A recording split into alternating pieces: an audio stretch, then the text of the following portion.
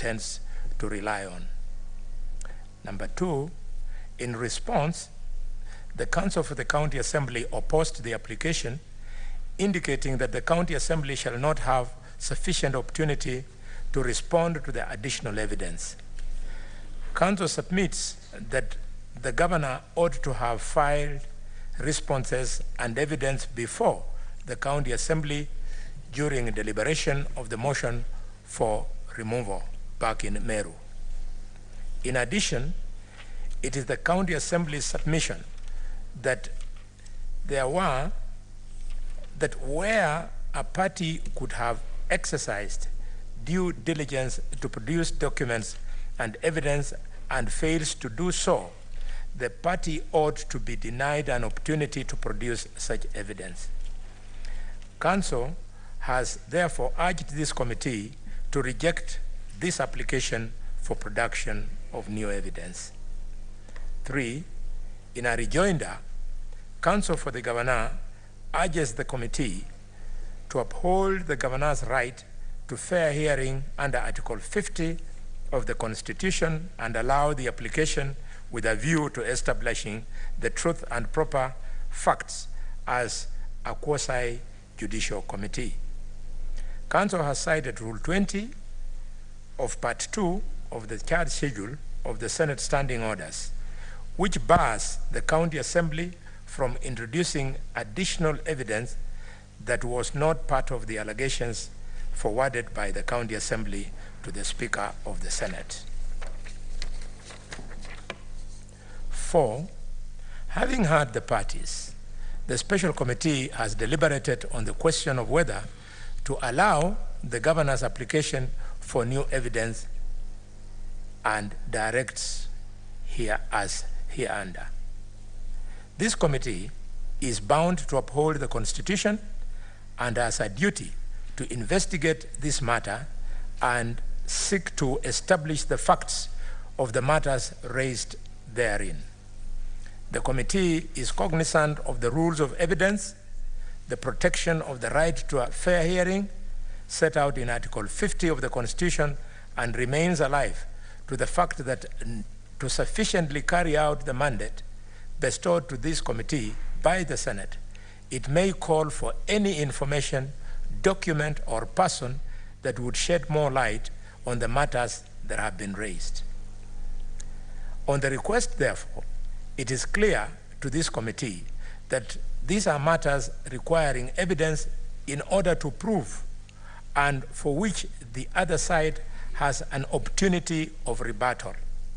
The committee can only make a fair determination having heard the evidence on both sides. This is the essence of this investigation. The investigation before the Senate is both in respect of the procedural as well as substantive matters. The committee, therefore, allows the request on the basis that the wider mandate of this committee is to exercise oversight function and flows from the powers in Article 125 of the Constitution. Based on the foregoing, this honorable committee finds and holds that the facts and issues herein can only be determined after the substantive hearing of both parties on the basis of relevant material and evidence on this matter, and that it is in the interest of justice that the Governor's application, that the supplementary affidavit and the flash disk be admitted to the record. In the interest of fairness, the County Assembly shall have time and be allowed the opportunity to cross-examine and rebut the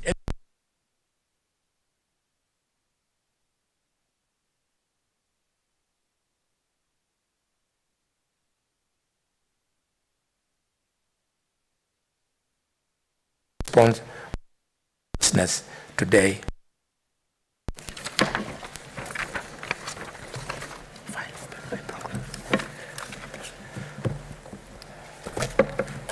Thank you very much, members.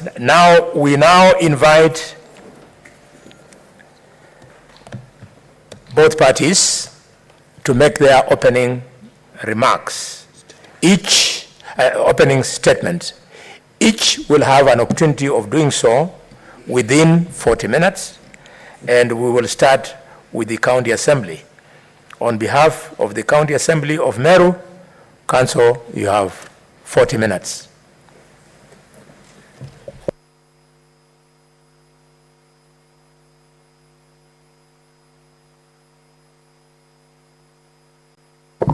Thank you very much, Chair and honorable members. We want to preface our opening statement by drawing parallels between Count 2, the second charge, Chair, that revolves around vilification and 8 campaigns against other leaders. And we want to draw parallels from world history in the hope that we will show you that the matter before you is a unique matter and that it is not too trivial with your time, that we have called you on Christmas holiday. Mr. Chair, if you check world history, there was a war called World War I. It was ended by the treaty establishing the League of Nations and the Treaty of Versailles, in which, among other things, it was resolved that that time the Republic of Germany would not do certain things in the hope that there will be never again in human history a war of such large scale. Shortly after the First World War, there came a leader in Germany between the year 1933 and 1945. This leader was very popularly elected, Mr. Chair. He enjoyed fanatic following throughout Prussia or Germany, if you like. This leader had little to no regard for other leaders or alternative views. But why we thought this is the right place to start, Chair, is how this single leader sat the entire world into a world war. Just like the governor before you has a war with all the 69 MCAs, has a war with the speaker, has a war with the senator, has a war with the Catholic Church, has a war with any leader from whatever direction of the campus. That's exactly what this leader in Germany did, and specifically, the German leader militarized the Rhine region, which is the border between Germany and France to the southwest, in breach of the Treaty of Versailles. And Mr. Chairman, I make these remarks because we had our own world war in this country called the post-election violence. We had our own Treaty of Versailles. We had our own Treaty for the League of Nations, and they are to be found in the Constitution of Kenya, 2010. They are to be found in the law on leadership and integrity. So how was the German leader able to suck the entire world into a war which some of our relatives, my grandfather, for instance, went to fight in Burma, in a war Africans had nothing to do with? So it begins by militarizing the Rhine region bordering France, effectively declaring law with France. How did the world powers of the day react, Chair? They said, let's make peace. Let it militarize, never mind it's unlawful, but we don't want war, we want peace. Because we are making this knowing you'll be told, let the MCAs go back to Meru and make peace with their governor.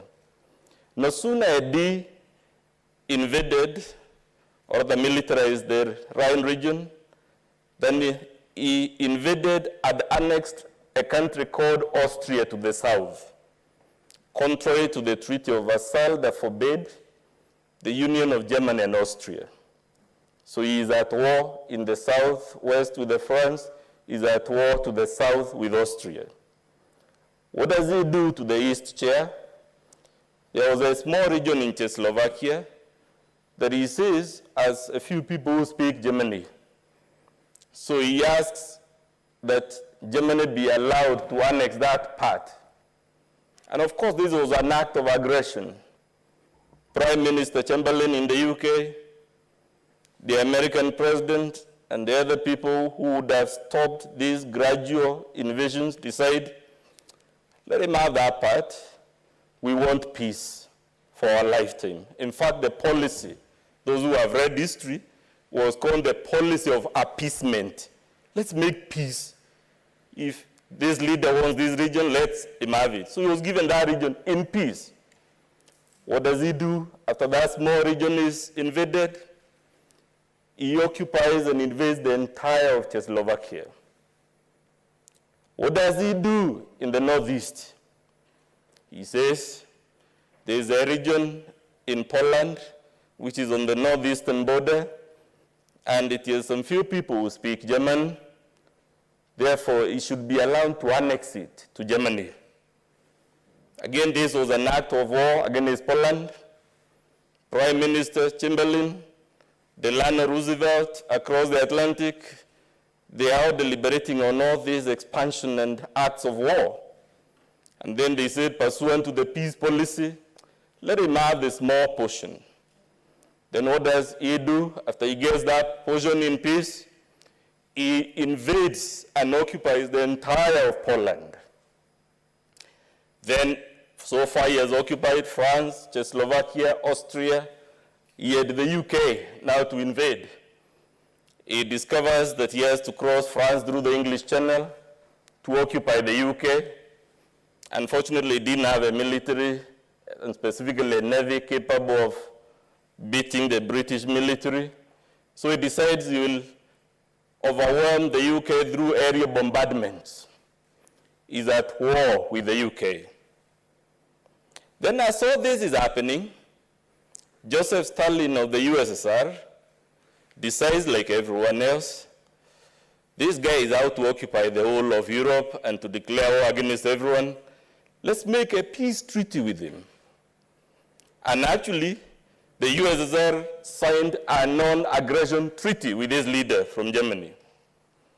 And they sat on their laurels knowing that unless everyone else who was receiving a beating, they could relax because they had a peace treaty with Germany. What does Hitler do? Soon after signing the treaty, he declares war on the USSR and occupies the USSR all the way to Stalingrad, all the way to Moscow. Again, the world is watching and saying, we should not beat the bullet and remove this leader from power. Let's make peace with him. At this point, Chamberlain lost. By the time he was invading the USSR, Winston Churchill comes and calls the peace policy, the policy of making peace with this rogue leader. He says it is an unmitigated disaster and tries to persuade the United States to join them to liberate Europe from this rogue leader. The United States, just like the UK, takes a peace approach and says, those are your wars in Europe. You are 11,000 miles away. Why should we join you to fight Hitler? So America says it's not getting involved in anybody's war. 3 days later, Adolf Hitler declared war on the United States, a country 10,000 miles away, separated by an entire ocean. After that, Chair, Adolf Hitler decided he was not done with fighting countries. He decided he is fighting certain human groups. He identified Jews, Slavs, and whatnot. And to cut it short, Chair, by the time this rogue and untamed leader was done, the entire world from Japan to Australia to Africa to Americas was in a war created by one person, one leader, in what initially appears like small individual acts of aggression. None of them in isolation looked serious. And because of the policy of appeasement, by the time he was done, 50 million people were dead across the world. We are here, Chair, to hope to persuade you, based on the evidence we'll give you, that unless you help Meru County to tame this untamed leader who is at war, just like Adolf Hitler, in all directions of the campus, who is at war with everyone, both real and imaginary, Chair, it will be an unmitigated disaster, to borrow the words of Winston Churchill. The motion before you, Chair, revolves around gross violations of the Constitution, gross violations of various county and national laws, abuse of office, and gross misconduct. It raises in total, although the counts are clustered, there are 6 main counts here, and when we listened, under each count, there are several specific allegations arranged thematically under 6 clusters.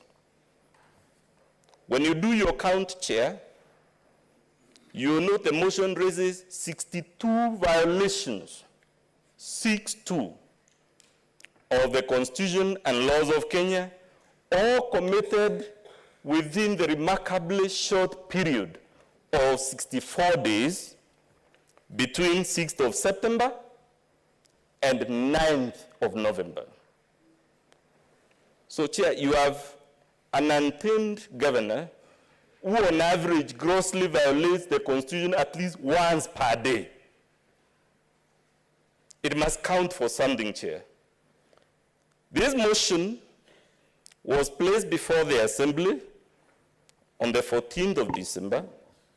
After listening to the evidence, Chair, there were 67 out of 69 members in the Assembly, and all of them voted to impeach the governor. The score was 67-0. When we get there, Chair, we'll be telling you that must count for something. Why must it count for something, Chair? The governor will try to persuade you that there is a gender dimension. And the question we ask and the Senate, if that is true, why did all the 23 female members of the Assembly vote to impeach her? We will invite you, Chair, to note when we get there that the governor was invited to respond to the allegations against her, and the invitation is at page 51 and 53. Rather, it is in our volume 3, page 49. And she did not, Chair, avail herself of that opportunity. To the extent that she did not take the opportunity to exonerate herself before the Assembly, we'll be urging you when we get there that it is trivial for her now to come before this Senate and tell you 1,000 ifs and buts. Chair, the allegations were read under the first thematic category of the violations. We will note you to note under the first charge, there are 19 violations. Under the second charge, there are 30 gross violations. Under the third charge, Chair, which is at ground 13, there are 4 gross violations. We will note you to note at the fourth cluster, there are 3 gross violations. And under the final cluster of the charges against her, there are 6 gross violations, making it the total of 62 that I alluded to. We will be presenting evidence, Chair, in the form of oral testimonies by the mover of the motion, called Dennis Kiogora, by one of the MCAs called Mwenda Ivili, by a woman MCA called Lucy Mukaria, and a Catholic priest by the name Elias Kinoti. We will be relying on the motion itself and the annexes to it to show these violations, Chair.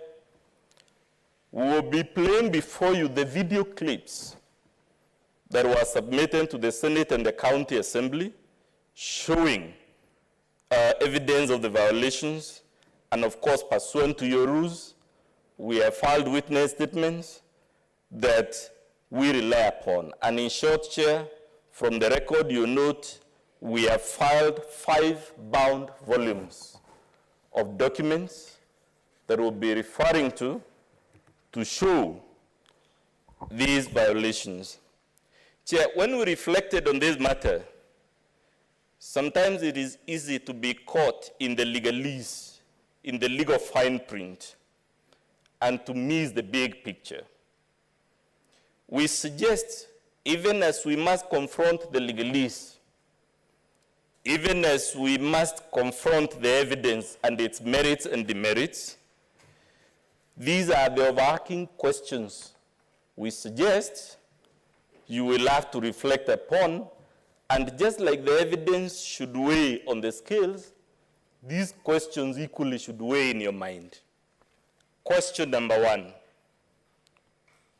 why didn't the governor avail herself of the opportunity to defend herself before the Assembly, especially when from the record, the documents she now purports to place before you, most, if not all of them, by the date appearing on them, were in existence and were available and should have been available to her when the matter was before the Assembly. Chair, the second question would be, would it be fair for anyone to argue or conclude that given all these fights with countless people, some of them not even in the county government, is it really possible that there is no fundamental problem with the governor on trial, and the problem instead lies with all these other people, the MCAs, the MPs in Meru, the senator for Meru, the cabinet secretary, the Catholic Church, the cartels, the corrupt? She has just too many people. She has waged constant wars. Is it really possible, can we fairly say, that the problem lies somewhere but not with the governor? We will ask you to reflect on that in your minds. We'll be asking you, is it possible?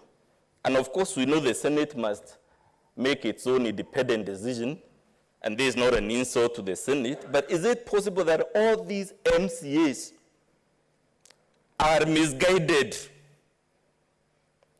and all they have is misconceived?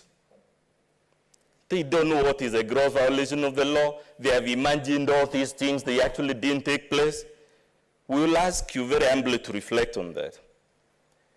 The governor will come and tell you, because she has done so in paragraph 24 of our affidavit, that it is too early in the day for us to be bothering the Senate with an impeachment motion less than 3 months after a general election.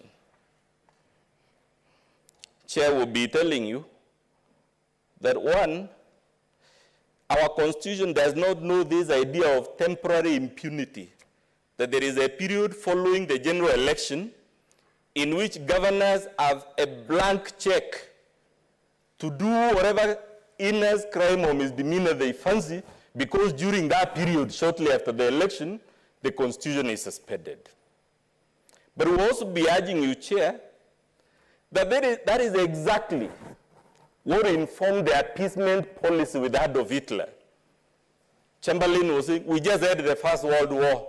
We just need peace for our lifetime. Let it be for now.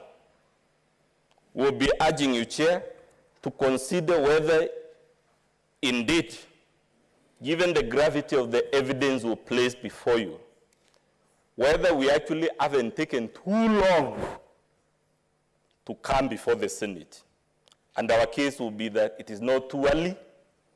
We have actually taken too long. We would have arrived much earlier had the initial process not been quashed at the High Court of Kenya through for purely procedural grounds.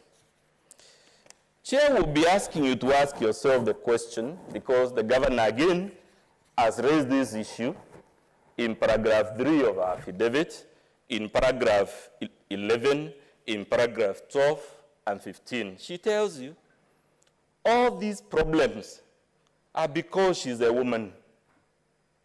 You know, if she wasn't a woman, she would not be subjected to all these problems. Chair will be inviting you to ask yourself, if that were true, how come all the women MCAs voted to impeach her? She cannot be the only woman in the government of Meru who understands gender issues. She will try to tell you, Chair, that forget this motion and the 62 allegations. She will tell you that's the language used in our affidavit, that is about the Ward Development Fund. That's why the MCAs have collected all this litany of accusations against her.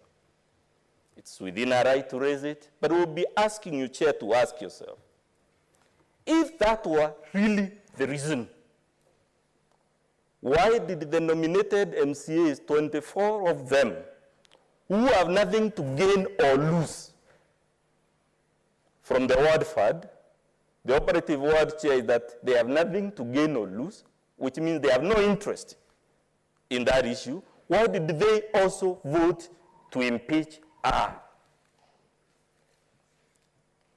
We will ask you, how come the other women governors in Kenya and in the region of Mount Kenya are not having these types of problems?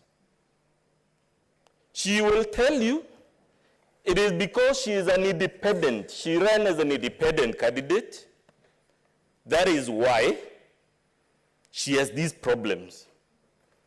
And the question we'll be asking you to ponder over, whether that is true or not, is, if that were true, how come the independent MCAs in the county assembly, who are not affiliated to any party, also voted to impeach her without exception?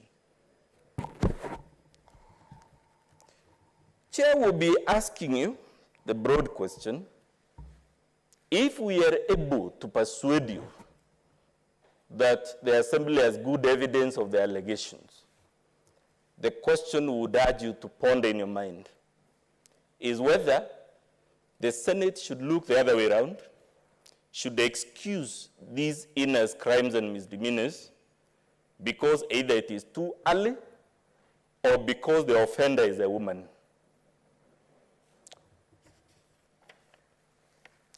Chair will be asking you to ask yourself, based on the words I began with about Adolf Hitler, should the Senate, just like the Prime Minister of the UK then, just like Joseph Stalin in the USSR, just like Delano Roosevelt in the US, should the Senate equally adopt the policy or the stance of peace? You guys, go make peace. It is too early in the day, and our submission when we get there, Chair, is we are dealing with the megalomaniac of the type that was ruling Germany between 1933 and 1945, who is at war with everybody in all the four corners, all the four main directions of the campus. I know Chair is consulting. I don't know whether I should proceed, Chair. Okay. Chair, I noted you were consulting, so I didn't know whether to proceed. From my profession, if you see the judge consulting, you pause. Yeah, it's good you've paused, eh? Yes. And you are free to make your statement. Yes. But be careful. Yes. About the words you use. I'm guided, Chair. Yeah, words like megalomania, you've quoted enough from Hitler. Make your case. I'm guided, Chair. Thank you very much for that guidance. Chair, the point I was making is, at the end of the day, besides considering the evidence and the merits and the demerits, we cannot run away from the question whether should you direct the county government of Meru to go and make internal peace, and we'll be urging you that will be an untamed or rather an unmitigated disaster, given the type of allegations before you, especially those at the charge number 2. Chair, there will be questions you have to consider whether impeachment is counter-democratic. Because the governor will come and tell you from our affidavit, the assembly is trying to reverse the will of the people. When we get there, Chair, we invite you to note, just like the Supreme Court has noted while upholding this Senate's decision to impeach the governor of Nairobi, that there is nothing undemocratic about impeachment. On the contrary, impeachment is a constitutionally ordained safeguard for dealing with what we would call the aberrations of democracy. They say, Chair, democracy is the best form of government, except that there is no other. And when we get there, we'll be showing you democracy actually sometimes produces aberrations, counterintuitive results.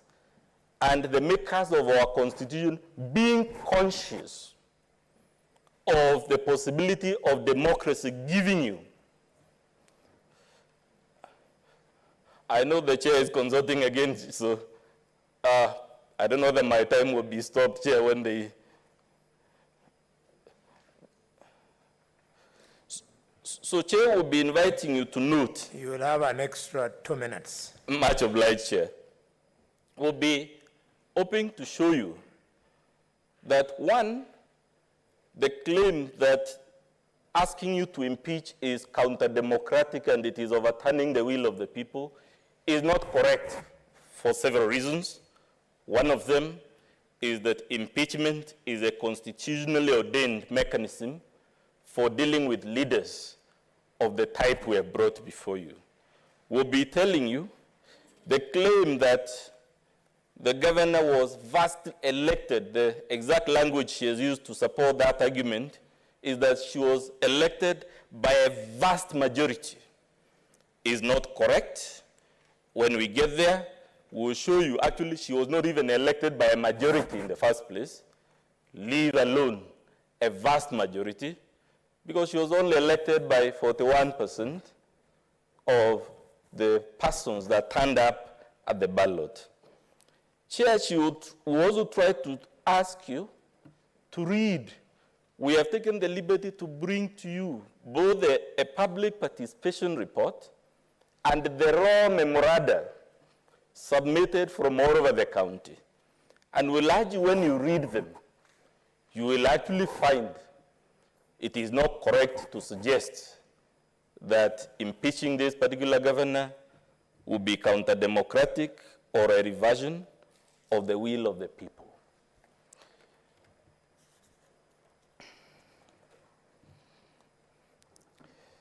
In short, Chair,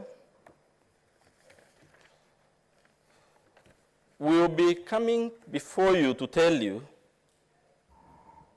that Meru is in crisis. And this crisis, if led to fester on, especially under a thinking of appeasement, a thinking of it's too early, a thinking of gender, we do not know whether Meru might turn out also to be another unmitigated disaster. Especially, Chair, when you're told the governor is not only fighting every passing day other elected leaders both at the national and county level, but she has also roped in the church she is also at war with the church. Why is this a potential for an unmitigated disaster, Chair? We know what religious incitement did in Sudan, now split into Sudan and South Sudan. We know what religious differences have done between India and Pakistan in a place called Kashmir. We know in the UK, our colonial masters, what religious differences and incitements between Catholics and Protestants in Northern Ireland has caused for the last countless decades. We know, or should know, what religious incitement is currently doing in the Central African Republic. We know, Chair, or should know, something called the Biafra War in Nigeria between the North and the South, basically along religious lines. And Chair, what we have come before you is to tell you we are at the siege. Meru County is at the siege. We have come to you as the custodians of the devolved government to tell us, yes, this governor was elected by the people. She was elected democratically.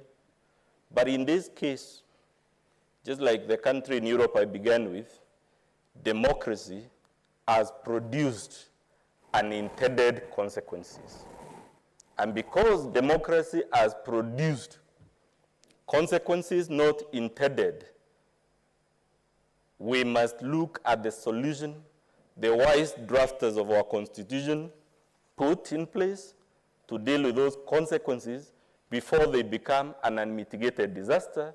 And that solution is in Article 181 of our Constitution, as read with Section 33 of the County Governments Act, as read with the Standing Order number 65 of the Standing Orders of the County Assembly of Meru, as read with the Standing Orders of the Senate and the schedule that sets the rules. We beseech you, Chair, please don't let Meru become an unmitigated disaster.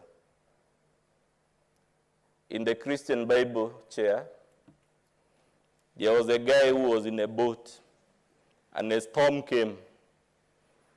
And the people navigating that boat had to make a hard choice. Do we let everyone in the boat perish? Or do we sacrifice one person who is the cause of the storm? Do we let Meru County, with a population of 1.5 million people, go to the dogs? Or do we jettison the one citizen of Meru, much as it may pain us, much as we may be reluctant to do it, but at the end of the day, we urge you to do it because it is the right thing to do, it is the fair thing to do, and it is the only pragmatic solution to the problem in Meru. Thank you very much, Chair. Unless there is a question for me, I beg to take my seat.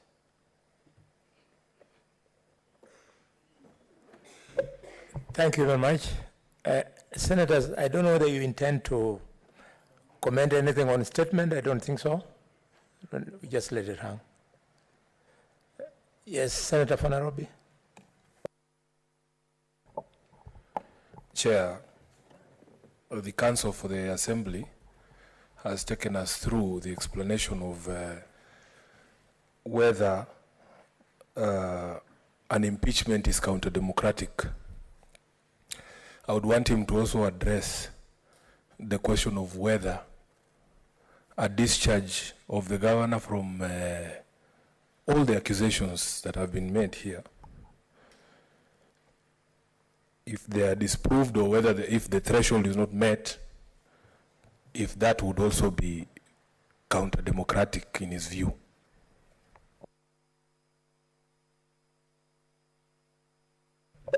Yes, Council, you asked for it. You know, ordinarily we don't want to field questions now, but you asked for it.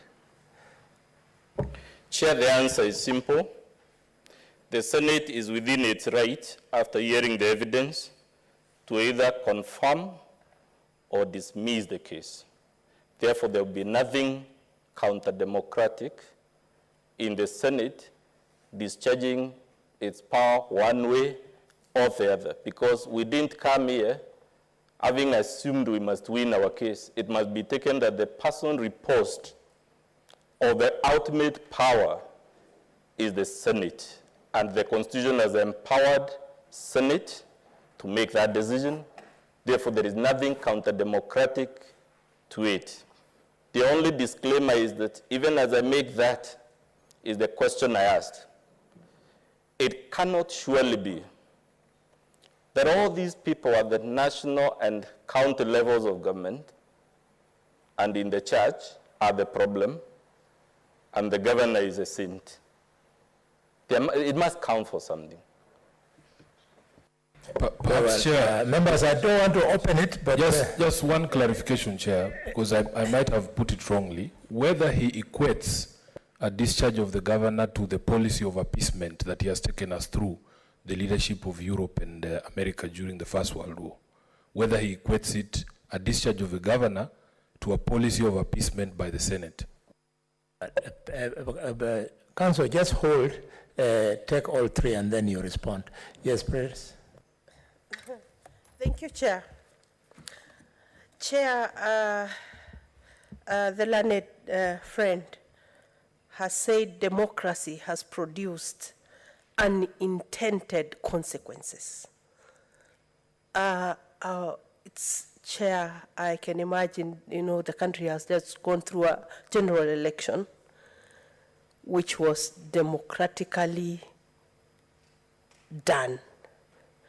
Would he then be saying that as long as the results did not produce the person for any level or for any seat that he so wished, then it will be unintended consequences? Thank you. Thank you. Senator Kiambu. Thank you very much, Chairman. Mine is to wish if we were to listen to the opening remark from the other side, because the council has alluded that in the Bible they had to sacrifice somebody by throwing him into the sea, and that person had to be swallowed by the fish, and he went to another city to give good news. So, and that is Jonah. So probably if we give the governor, maybe he has the news. So we better listen to that side before we make other comments. Thank you. Yes, Vice Chair. Thank you, Chair. Following the same question that Senator Fokajado nominated us about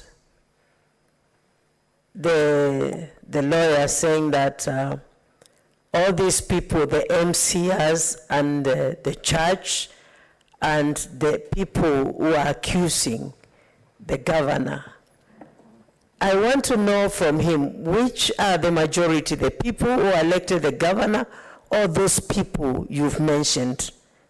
Which are the majority? Thank you. Yes, the Senator from Migori. Thank you, Chair. And thank you, Council, for a fantastic introduction, or rather opening remarks.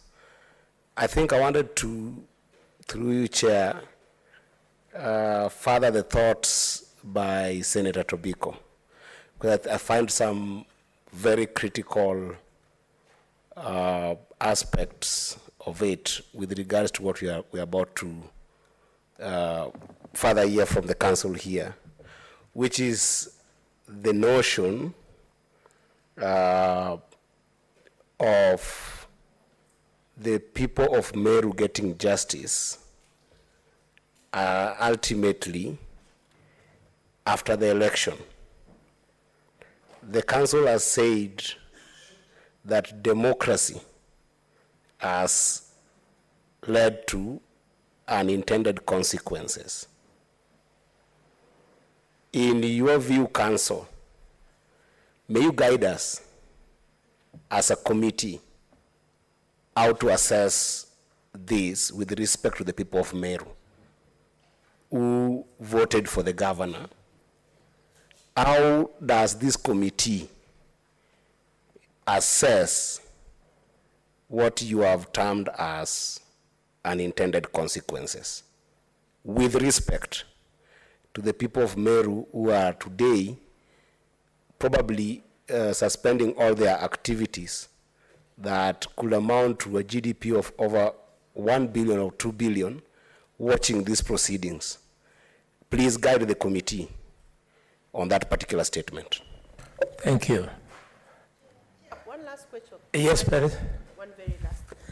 Chair, I also wanted the learned friend to tell us if he's aware that the Kenyan electoral system is first past the post. When he says that it's only 41% who voted for the governor. The Kenyan system is simple majority, even if it is one person past the post. Can he tell us if he knows that? Thank you. Edwin, you had something to follow? Sifuna? That's okay. Very well. So, Council, those are, just be seated. Council, be seated. Yes, yes. Those are not light questions. Just like you prepared your statement, also prepare to respond on everything in a considered manner. So we will protect you. The Counsel for the Governor is going to also make his opening statement. Meanwhile, you can choose to respond to us now at the right time when you are prosecuting your case. We will protect you, don't worry. I know members are very sharp when you tell them about the law of, the unintended consequences. I was thinking you are saying it with a light touch, a question of language, the law of unintended consequences, the farmer plants on his farm hybrid maize, the neighboring farm plants kienyeji, which is purple in color, and the guy with the farm of hybrid then harvests maize which is not purely hybrid. The guy of the farm who planted hybrid did not intend to have that consequence. It was unintended. I thought it was light touch, but you asked for it. You will have to lie in that bed yourself. Governor, you are now invited.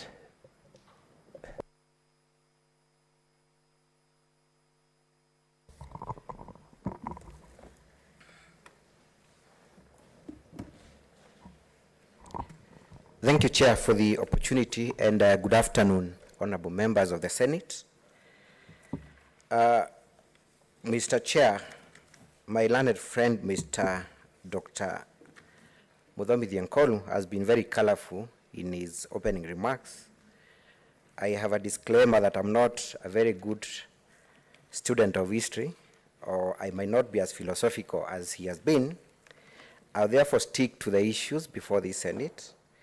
I'll stick to the facts, I'll stick to the law. And that is what has brought us here today. Honorable members. Sorry, before you address us, the record has not answered, has not captured your name. So introduce yourself fully, and then you proceed. Much obliged, Honorable Chair, and apologies. My name is Elias Mutuma, one of the councils representing the governor in these proceedings. Members, learned counsel has used a lot of strong terms to describe the governor of Meru. Counsel has painted a picture of a crisis that is in Meru. He's called it unmitigated disaster, a crisis, and gone ahead to equate the governor of Meru with Adolf Hitler. we will be demonstrating that that is a creation by the MCAs, and that indeed the people of Meru do not perceive any crisis, they do not see any threat to them, that this is a contest between the executive of the Meru County and the legislature. Honorable members, we stand before you today to represent the governor who was elected by a majority votes. The closest contestant garnered less than 100,000 votes next to the governor. Surely that means that the governor was voted in overwhelmingly. Honorable members, this is a second impeachment motion. The first one was stopped by the High Court in Meru, and that conservatory orders were issued preventing the county assembly from in any way debating the impeachment motion, but in defiance of the court orders, they proceeded to do that. A question has been asked as to why the governor did not appear to defend herself before the county assembly. It is for the very reason that indeed the High Court of Meru had barred the county assembly from debating the impeachment motion. Our client risked being in contempt of court had she participated in those proceedings. So that should be able to answer the question as to why the governor never appeared before the county assembly of Meru. But that is not all, honorable members.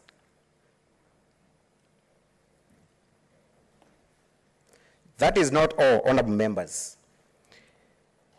Impeachment proceedings in the High Court, the Supreme Court, and the Court of Appeal has given this guidance that they are quasi-judicial in nature, that the county assembly ceases to be a legislative house and assumes the role of an arbiter to investigate and establish whether indeed facts that have been tabled before it are correct or not. We will have evidence before this house showing that indeed the entire house was not impartial. Before the proceedings, they all donned in uniform, chanted war cries, and promised to impeach the governor even before the move of the motion had been given a chance to debate the motion. Our simple argument to that extent is that the House was not impartial, and that had been demonstrated even before the impeachment was properly placed before the House. The governor is here to answer to the impeachment motion approved by the County Assembly of Meru and to demonstrate her innocence and give a side of the story. Her Excellency, the Governor of Meru, has been a victim of the danger of one story and outright false narrative. Her successes, her leadership, her amiable character, and her passion to uplift the lives of people of Meru have been hashed for political expediency. Today we have a chance to demonstrate that Her Excellency, the Governor, is a true hero of devolution, a person who should be celebrated for standing against capture of Meru County by the County Assembly. At the end of this hearing, honorable members, we demonstrate how the County Assembly of Meru failed to understand their mandate under Article 181 and Section 33 of the County Government Act, and used the impeachment as a political weapon as opposed to an oversight tool. Because impeachment, honorable members, should not be a political weapon. It is only provided for as an oversight tool. That is not what happened. On behalf of the governor, honorable members, we will show you that the purported public participation was a sham. Indeed, the members of public have not approved the proceedings before you. It is the County Assembly of Meru and the mover of this motion that usurped the role of the public and purported to give views on behalf of the public. That will come out clear during these proceedings. Honorable members, just to take you a little bit back, before August 2022, Her Excellency the Governor, was serving the people of Meru as their women representative. During that time, she understood the real needs of the people, leading to an expression of desire to serve them as their governor. The people of Meru trusted her and gave her a chance to serve as their first woman governor, elected on an independent ticket. And this is important, honorable members, because Meru traditionally has been a political region. So for them to elect a woman governor and on an independent ticket, then that should mean something. Unfortunately, the governor faces impeachment, just like the first woman member of parliament in Meru, Honorable Rita Karemi. And this is a woman who was rounded out of office on trumped-up charges. We are back at it again, and we urge the Senate to look at the issues before it and find that indeed the governor has committed no wrong. We know that there has been much debate about the gender question, but the real issues affecting women leadership and the governor's unique challenge as an easy target for blackmail and subjective application of the law, being an independent candidate, should not be swept under the carpet. We are also aware that the County Assembly has listed a woman-nominated member to appear before this committee today with a view of discounting the argument on challenges faced by women leaders, which evidence we will ask the committee to treat with much suspicion and look at the facts of this case to grant the governor equal protection before the law like any other person. We wish to categorically state that the governor has never sought to be excused for any wrongdoing just because she's a woman. All she's asking is to be subjected to an independent and impartial process, but not to be subjected to an impeachment on the basis of political reasons moved by a member of County Assembly, Dennis Kyogora, who, and we show this evidence, is quoted saying, or rather inviting the governor to prove that she's a woman enough. It is on that context that we are bringing the gender issue, not asking her to be excused on the basis of gender. Honorable members, the governor has been a victim of many falsehoods, contrary to the false narrative of public disapproval created in the impeachment motion and spread strategically in the public domain through the media. The people of Meru have expressed their overwhelming support for her leadership, and in reflection of their resolve and approval for her leadership, they have not been deterred by a parochial culture or party politics and elected her into office, having observed her work as their women representative and having believed in her passion for a happy Meru, a quest she has expressed in her personal philanthropic work that she has done together with her husband over the years. Her husband did not just come to the public domain upon her election as governor. Notably, honorable members and chair, during the August 2022 general election, other leaders were elected mainly on party positions, but she was elected as an independent candidate in demonstration of the people's approval for her personal and individual leadership, regardless of political party support. Contrary to the false narrative presented in the impeachment motion, her leadership as a person has been tested and approved without any support of a political party and facing opposition from the veteran politicians in Meru. Her election is a clear demonstration that she is a leader who has appealed to the people owing to her personal character and leadership ideas. Her passion to uplift the people of Meru is not new and this has been a mantra even before she ventured into politics. She has helped many people in Meru in her charity work, and this has won hearts and approval to elect her to bring changes in service as their governor. Honorable members, you will see from the evidence on record that the governor is very passionate about what she believes in and sometimes emotional about it. Honorable members, it is not a crime to be emotional. It is not a crime to be passionate about what you believe in. In some instances, the governor seeks to give instant solutions to the problem she faces when she meets members of the community. But then, even after making those political statements, she retracts and seeks advice and is guided and does things according to the law. She has not at any point violated the law, leave alone grossly so.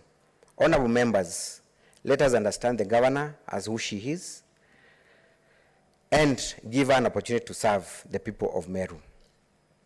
We understand that we are barely 4 months after the general election of August 2022, and the new national government has already faced this self-same challenge of not meeting their political promises, and as envisioned during the political rallies, since the law has to be followed in implementation as per the advice of technical experts. We also wish to point out that the governors are also political leaders and wear two hats, one political and the other technical. In politics, political statements often made to give hope to the people, and such pronouncements may not capture the nitty-gritty of what should be done, but a leader has to give hope to the people upon encounter with problems. In governance, the governors often retreat to consult with technical advisors to ensure execution is done within the law, to meet objective and vision in any political pronouncement. Honorable members, a politician cannot be prosecuted and accused of gross misconduct or gross violation of the Constitution for political statements with no evidence or execution that violates the law. So when we'll be going through these proceedings, honorable members, you will come across so many political statements made by the governor. But was there any act that proceeded to violate the law based on those political statements? The answer is in the negative. The governor's passion for the people has also led her to engage the people at grassroots areas, constantly to fill all the needs in every ward, a move that has been misinterpreted by the MCAs as overshadowing their presence in their areas. However, she has compromised this style upon a request of MCAs in a mediation meeting she undertook with the chairperson of the Council of Governors with a view of giving chance to dialogue with the MCAs. Since she was elected into office, the governor has struck a collaborative style of leadership. Contrary to what has been said in the impeachment motion, the governor has indeed embraced a collaborative style of leadership, working with all stakeholders and leaders in the county.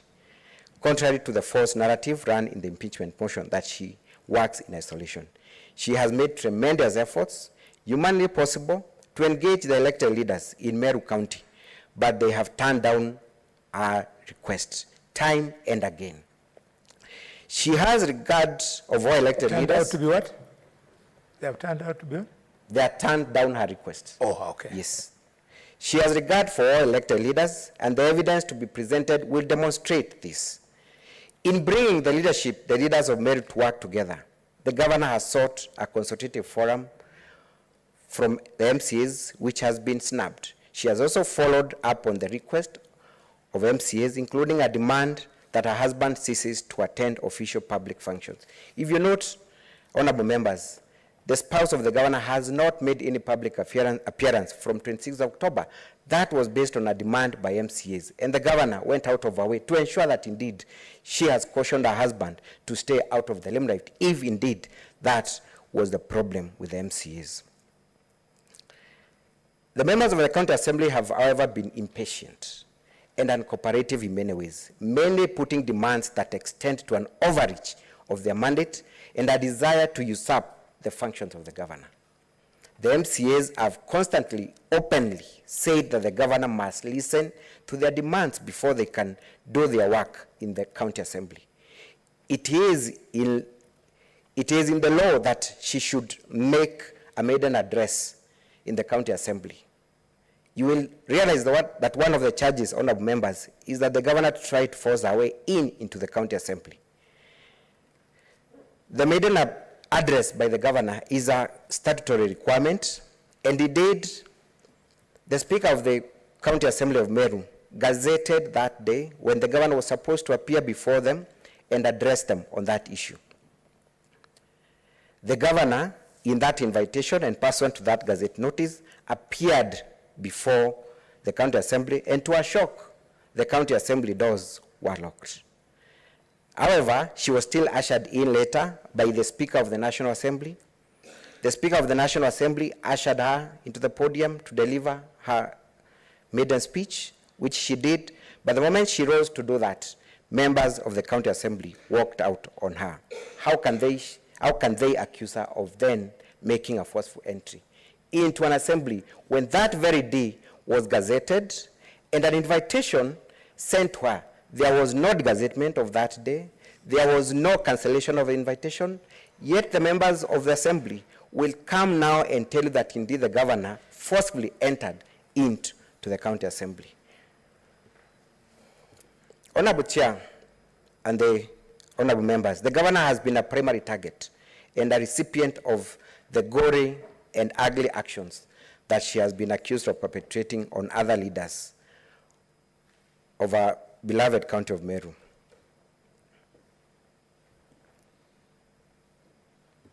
There is no single evidence from any of the elected leaders in Meru, be it the senator, be it the cabinet secretary, that has come out to claim that they have been disrespected by the governor.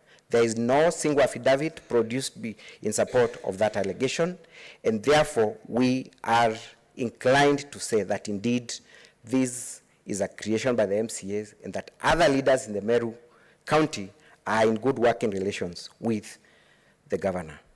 Indeed, honorable members and chair, you will find a letter by the governor herself inviting all elected leaders, including MPs, senators, MCAs, for a consultative meeting at the official residence of the governor. None of the leaders appeared. If indeed the governor was not keen in working with other leaders, why would she officially invite them to a consultative meeting? Why would they snap that meeting? Who has the problem? Is it the governor or the MCAs? Honorable members, we are happy that the law grants the governor this chance to demonstrate her innocence before you after being victimized in a political process of impeachment conducted by the County Assembly of Meru. As we answer to the impeachment motion in the course of this hearing, we shall be able to demonstrate, one, that the impeachment motion introduced, debated and passed in the County Assembly of Meru was unjustified, and the sole motivation was the personal interests of few at the expense of service delivery of the people of Meru. The impeachment motion debated, passed by the County Assembly of Meru did not meet the threshold on the grounds for removal as envisaged under Article 181 and Section 33 of the County Government Act. The mover of the motion did not provide any evidence, just like before this tribunal, of any value in support of the motion, apart from very sentimental quotations and assertions. The purported public participation in support of the motion for impeachment was a sham, a creation and imagination of the mover of the motion without any public approval in affront to the Constitution. We shall demonstrate how low the County Assembly went in desperation to tick the box of public participation. Citizens who supported the governor and desired the motion defeated were beaten, harassed, insulted, and violently chased away from the grounds when the sham public participation was being managed. Suffice to note, honorable members, that the public participation exercise was being spearheaded by the very MCAs who are the accusers in this motion. Mr. Chairman and honorable members, the governor has been accused of failing to work with other leaders in the County Assembly. At the end of the hearing, we will demonstrate that the allegations against the governor in the impeachment motion have not been substantiated as required in law.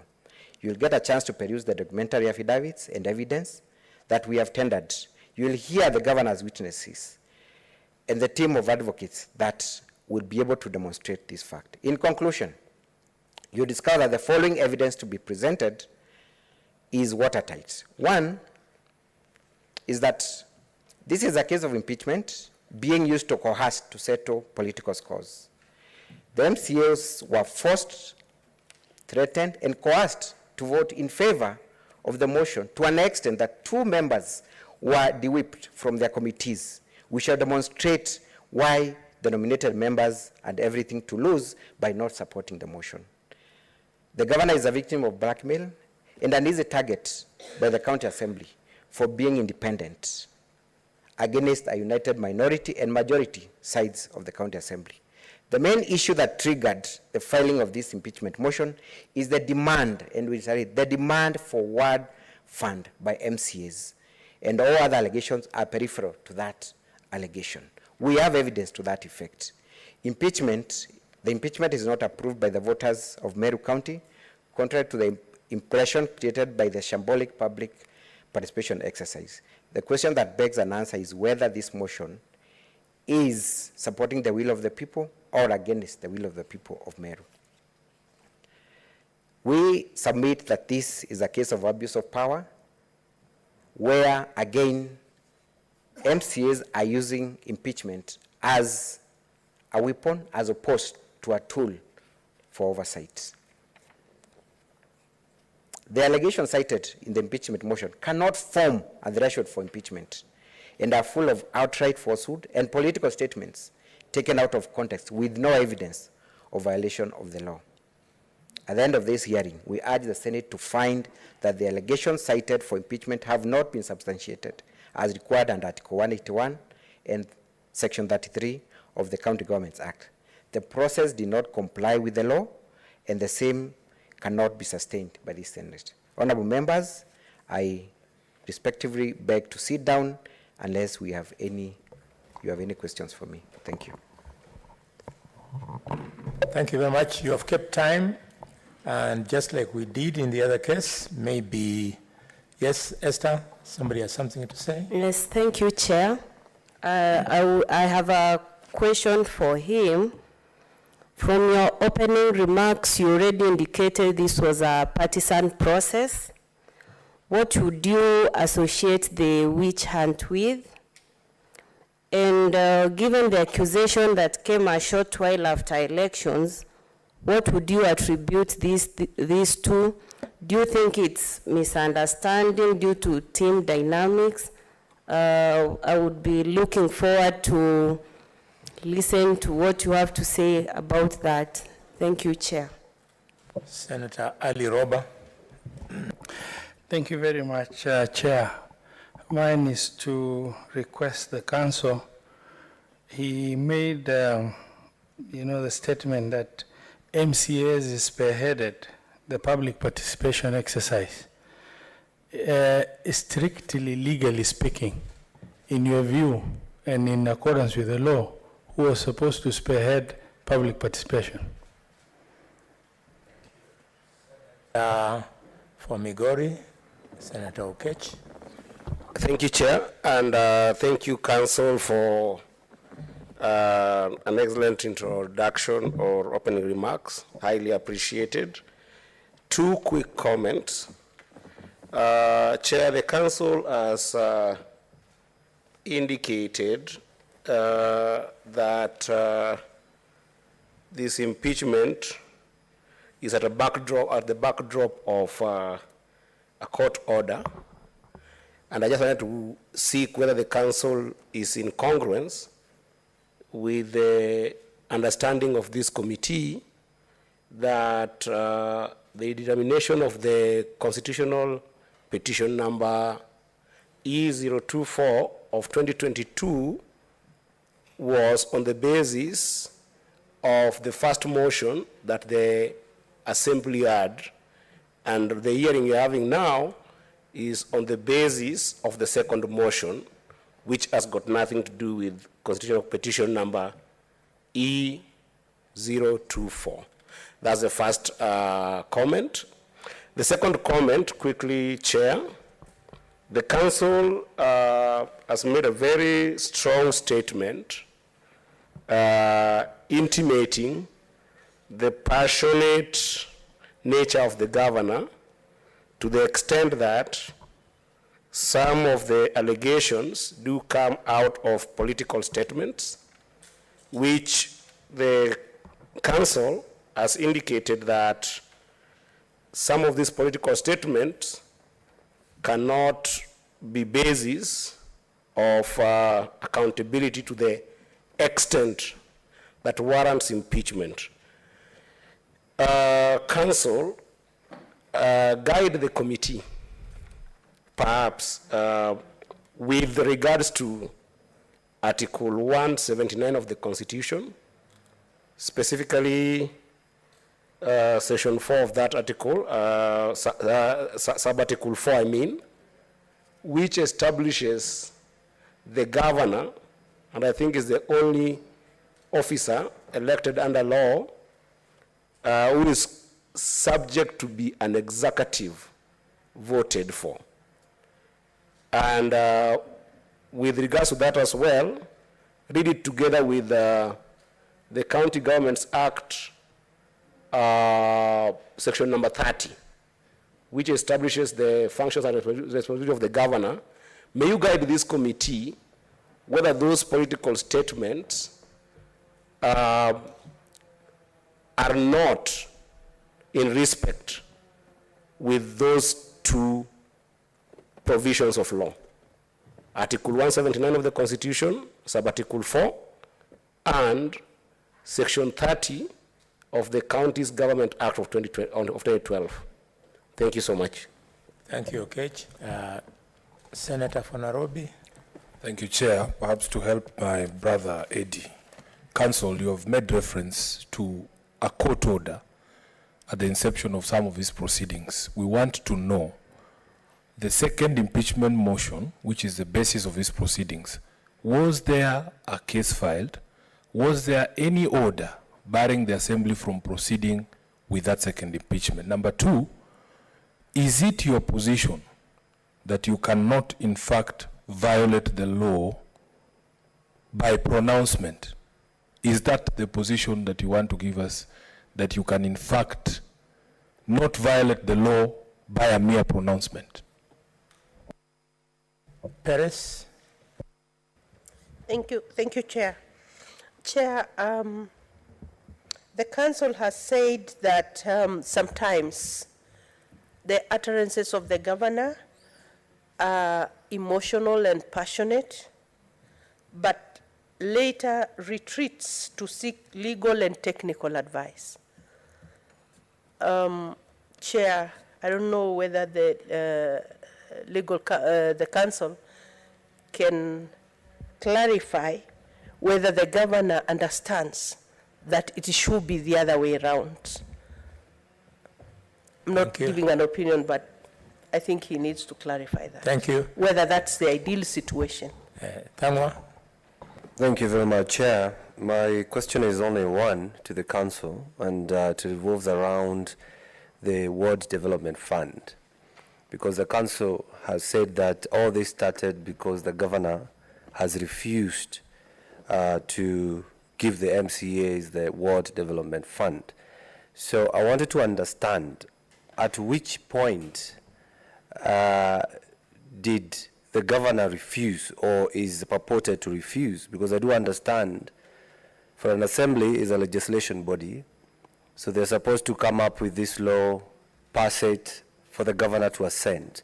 So did they go to that stage of passing this law, then the governor refuses to assent to this law?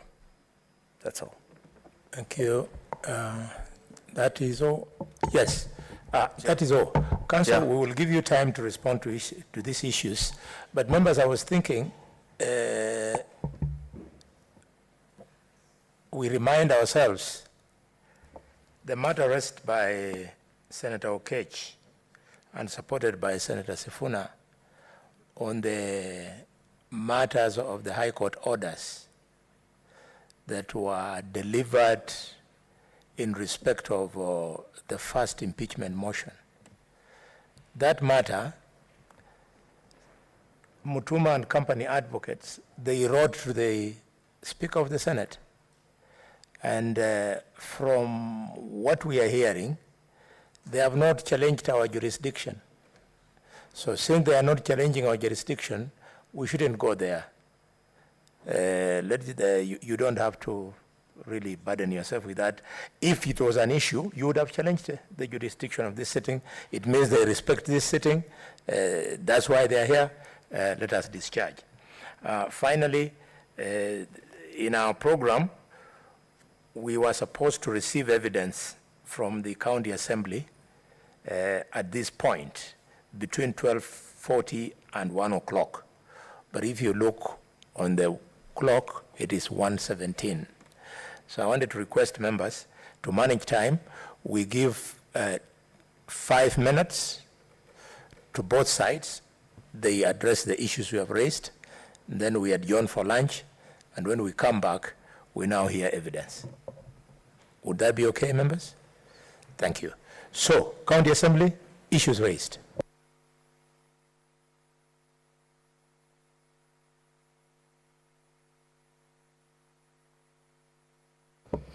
Chair, questions were asked as to what I meant by unintended consequences, and whether by that I meant my preference of who should have been governor or the preference of the MCAs as to who should have been governor. The answer to that question is, when the people of Meru went to vote, they did not vote the governor to be fighting other leaders. They did not vote their governor to be usurping the statutory functions of the County Public Service Board. So that is what I meant by unintended consequences. In fact, Chapter 6 is loath to such a governor or any other leader who engages in such behavior. So it must be then an unintended consequence.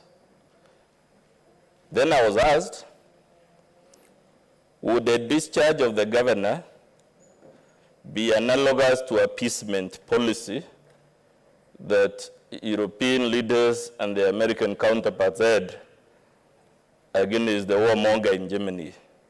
And I think I answered that question and said, this House has all the rights. There's an unqualified right to make whatever decision it wants after hearing the evidence on both sides. No one can be hard to fault the Senate because they decided the matter one way or the other. At any rate, the Senate must decide it one way or the other anyway. I was asked, how do we compare the people who voted for the governor vis-a-vis those who voted for our accusers, the MCAs, and the people who have all these complaints? Our answer is as follows. Number one, the governor was not the only leader elected in Meru. The people of Meru equally elected the MCAs, who she is at war with without good cause. The people of Meru elected their senator, with whom she is at war with. The people of Meru cast votes they were not sufficient to return the cabinet secretary, who she is at war with. The people of Meru voted the MP for Tigania East, and indeed all the 9 MPs. Therefore, it cannot be taken that the Honorable KAWIRA Mwangaza is the only person who was voted in Meru, or that somehow there is something special about the votes she garnered that entitles her, therefore, to have these false accusation and vilification campaigns, which we hope will persuade you when we get there.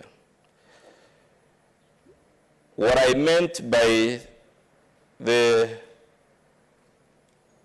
issue of where do we place the people, we have already placed before you, and we'll get there, the public participation results.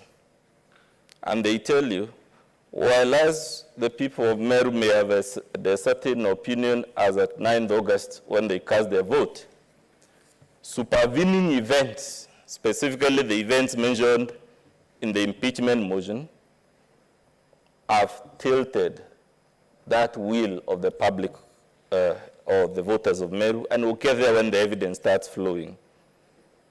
Questions were asked whether we'll be impeaching the governor so shortly after an election. And the question, the answer, Chair, is we will be creating a very dangerous precedent to say it is too soon, because what you will be establishing is a precedent that tells any other governor that you can engage in whatever misconduct you fancy. You can go breaching the law in all 4 directions of the campus, because it is too early anyway, nothing will happen to you, and we will have declared that Chapter 6 of our Constitution stands suspended. The first few months, first few weeks, or whatever days after the election. There was a question about the first past the post. It is true that our electoral system is first past the post. But that is the more reason why anyone accused of these heinous crimes should be very careful before roping in the people and saying the will of the people. Because although my colleague told you she beat the next candidate by more than 100,000 votes, it's in the public domain. The votes were as follows. KAWIRA got 209,148. The Honorable Linturi got 183,859. The Honorable Kiraitu Murungi got 110,814. The will of the people, Mr. Chair, must be taken as including these people who also voted for Linturi and Kiraitu, who when combined anyway are more than the people who voted for the governor. And merely because the system is first past the post does not mean the will of all those other people who are actually more counts for nothing, and therefore the MCAs they elected should be insulted every day, should be vilified every day, and all other things that we've placed before you. There was a question about, I think my colleague said about public participation. When you get there, Chair, we have our volume 4, and it will show you 2,734 persons signed 300 written memoranda in support of the impeachment motion. It will show you only 30 persons, 30, sent memorandum in favor of the governor, and because we love full and frank disclosure, we have attached even those memoranda that were sent in favor of the governor, the 30 of them. More than 1,080 persons made oral representations, and out of those 1,080, it is only 260. All this can be confirmed by your Secretariat Chair from our volume, who expressed oral views against the impeachment motion. And that is what we meant, whether it is really true for the governor now to wear the cloak of the people. It is the easiest thing to do. Perhaps I would do it if I were in her shoes. But the fact that I would do it also if I were in her shoes doesn't necessarily mean it is valid. I think the role of the Senate is to interrogate it and ask itself whether really that is a valid response. And in any event, Chair, even if we were to assume for argument's sake that the Honorable Governor was elected with a 100% majority, would that be a valid answer to the accusations against her?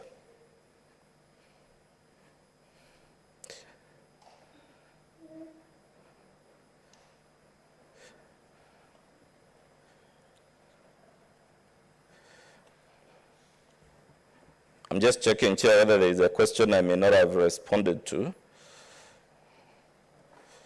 But I believe they have responded. There are questions, Chair, that the mover, I think this is the last one I have not commented on, that the mover of the motion has said an axe to grind with the governor, dating back to even the electoral period. We do not know, and we'll leave it to you to decide whether that is true.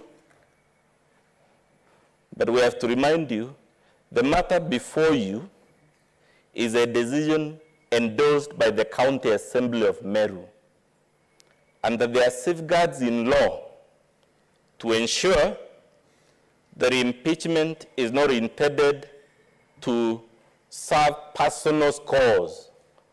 One of those safeguards, Chair, is the move has to get at least 2/3 of the members of the Assembly to append their signature before he can even present the motion to the clerk. The second safeguard is that in addition to signing on that motion, the MCAs have to verify their signatures with the clerk so that they are not allowed to say, I was drunk, or someone brought me a document to sign and I didn't know. In addition to signing the motion, they have to sign a verification signature. The matter has to be prosecuted before the Assembly with the governor given a chance, that safeguard. And at the Assembly, the mover of the motion must secure a minimum of 2/3 of the MCAs before the matter can be escalated to the Senate, and if he fails to do that, it heads. Before this Senate, Mr. Chair, the Assembly, the mover of the motion, must still get a majority of the delegations to succeed. So it doesn't matter anyway, given all these safeguards, and there are many others. For me, it is a diversionary tactic. Again, perhaps if I were in the governor's shoes, I would say exactly that. The fact that I would say it does not necessarily mean it is correct or that it should be believed. I hope I've addressed all the questions, Chair. Yes, indeed, but just in case you've left something out, we will still allow you to refer to it as we go along. We want you to exhaust your opportunity completely. Governor?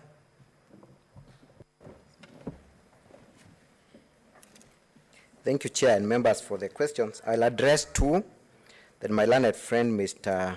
Mwangi, will address the rest. One is a question on whether there has been any law passed, and this comes from the Senator of Kiambu, that directed the governor to utilize, or rather to disperse the ward fund, and the governor refused to assent to that act. There has been no such act by the County Assembly. What is there currently is that we have an approval of the ward fund by the previous government of 10 million per ward, which the governor has already dispersed to the 45, in fact 46 wards within Meru. But what the MCAs were doing is to demand an extra, because there was some disbursement which was not clear from the previous governments of 20 million, 25 million, and you see that from record from the previous governments. So they wanted the governor to continue with that trend, and the governor said, I'll only do that within what the law provides. And to that extent, the governor sought an advisory from the Controller of Budget. The MCA sent a delegation to that effect, and they were accordingly advised on how to utilize such funds. So it is not true that the governor has refused to assent to any law that the MCAs have passed. Secondly, on the issue of public participation, we submit that public participation should be objective. It cannot be subjective.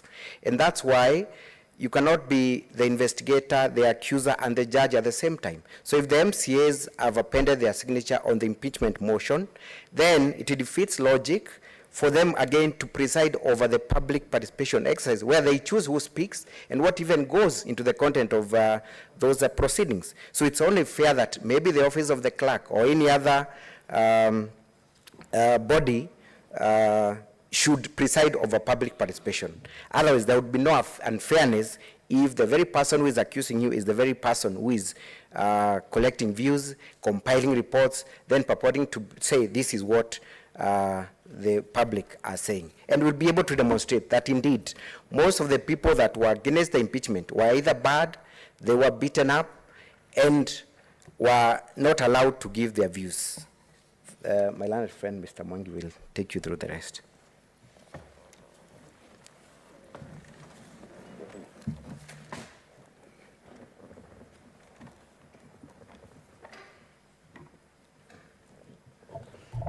I'll address the question. The question, what is the position of the governor's political comments in view of Articles 179 and Sections 30 of the County Government Act, in light of the governor being the chief executive officer of the county? My learned friend, Mr. Mutuma, in his opening address, mentioned clearly that the governor has two caps. He has the policy and the technical cap when it comes to execution of his functions. The process of election of a governor is a political process. She canvasses for votes like any other political leader in this country. He's still a political leader. What the governor has to do is to balance between being a politician and being a manager.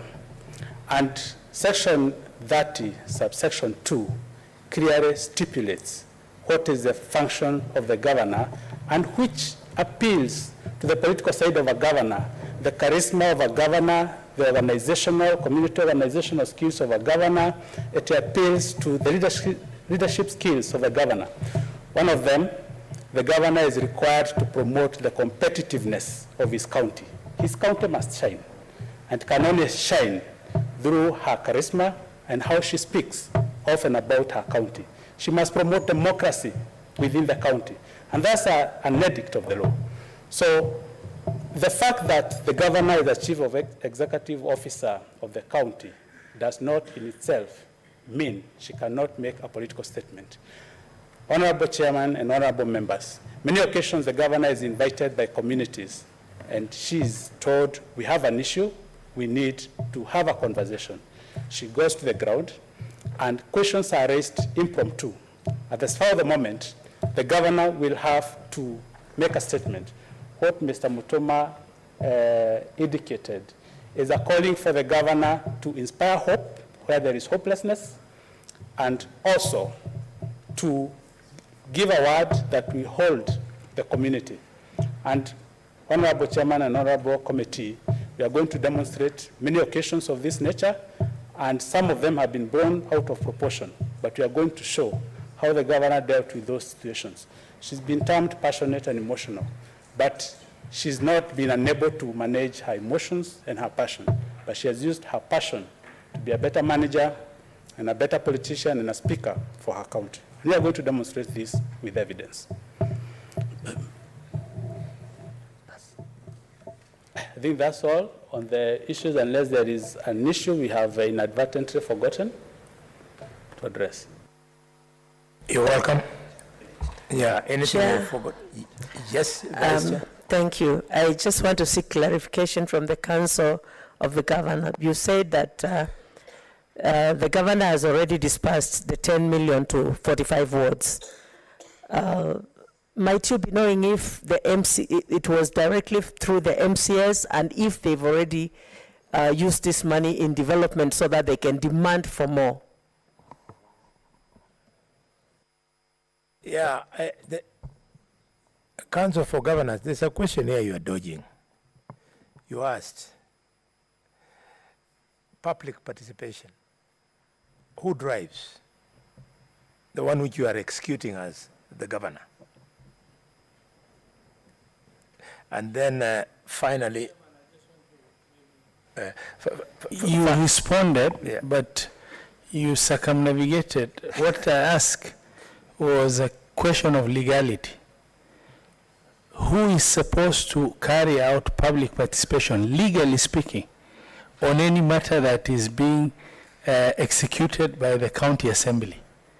Does the law give provision contrary to what the assemblies have done in terms of executing public participation, legally speaking? and then Esther? Thank you, Chair. My further clarification is to the council representing the county assembly. I heard you say that not a single politician has complained in writing about being disrespected by the governor. okay, this is not to the one representing the county assembly, the one to the governor. Are you confirming that the allegations are hearsay? And the second concern, and now this is to the council representing the county assembly of Meru, did Meru MCAs have instructions to represent the leaders who are mentioned adversely by the governor as presented? If not, how do you want this committee to treat such evidence? Thank you, Chair. Yes, members, just a little bit of guidance. You are raising very important issues.